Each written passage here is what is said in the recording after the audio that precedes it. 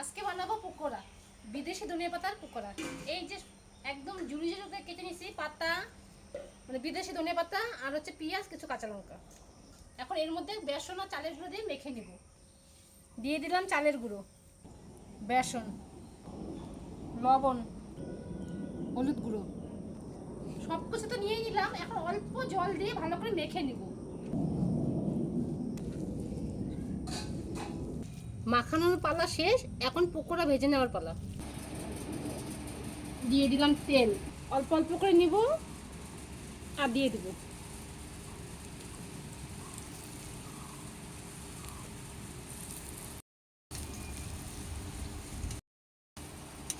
লাল লাল করে একদম পকোড়াটা ভেজে নিলাম, এখন নামিয়ে নিব।